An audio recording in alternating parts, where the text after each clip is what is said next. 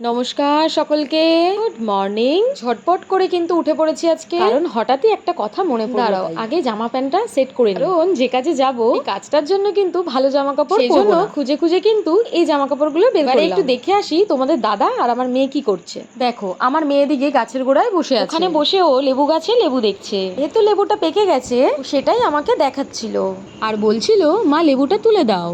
আর ওদিকে কিন্তু তোমাদের দাদা দূর্বাঘাস নিচ্ছে। তো চলো বন্ধুরা, আমি একটু তাড়াতাড়ি ঝটপট রেডি হই, কারণ তোমাদের দাদাকে বলে এসেছি একটু তাড়াতাড়ি করতে। এদিকে যেহেতু জামা কাপড়গুলো কুঁচকে গেছিল, ঝটপট করে একটু জামাগুলো আয়রন করে নিয়ে রেডি হয়ে গেলাম।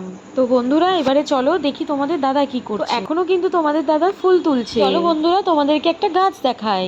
আজ যাবো পুরনো বাড়ি, সেখানে এই গাছটি নিয়ে যাব লাগানোর জন্য। তো বন্ধুরা, আজ চলে এলাম কিন্তু আমাদের পুরনো বাড়িতে। বেশ অনেকদিন ধরেই কিন্তু এই কচু গাছগুলো তুলবো তুলবো করে তোলা হচ্ছিল না। যেহেতু আজ তোমাদের দাদার ছুটি, তাই তাড়াহুড়ো করে নিয়ে এলাম। বন্ধুরা, আমি কিন্তু সময়ের অভাবে আজ আমাদের পুরনো বাড়িটা দেখাতে পারলাম না, তবে অন্য কোনো দিন আসলে অবশ্যই দেখানোর চেষ্টা করব। বন্ধুরা, আমাদের কিন্তু কচু গাছ তোলা প্রায় একটা কমপ্লিট। আর এখানে দেখো কত সুন্দর একটা ডাঁটা গাছ হয়েছে। তো বন্ধুরা, আমরা কিন্তু চলে এসেছি আবার বাড়িতে।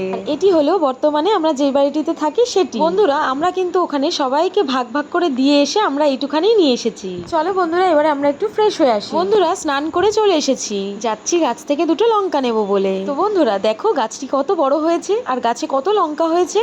আমি কিন্তু এখান থেকে দুটো লঙ্কা পেরে নেব। তো বন্ধুরা, এখন কিন্তু খাওয়া দাওয়ার সময়। যেহেতু অনেকটা বেলা হয়ে গেছে বন্ধুরা, ভাতটা কিন্তু বের করে নিলাম। আর আজকে দুপুরে কিন্তু ডাল ভাজা আর ডিম ভাজা, মাছের তেল, চাটনি ও স্যালাড ছিল খাবার। তো বন্ধুরা, আজকে আমার ভিডিও কেমন লাগলো অবশ্যই জানিও। থেকো ভালো থেকো, ভালো লাগলে লাইক কমেন্ট শেয়ার করে দিও। টাটা।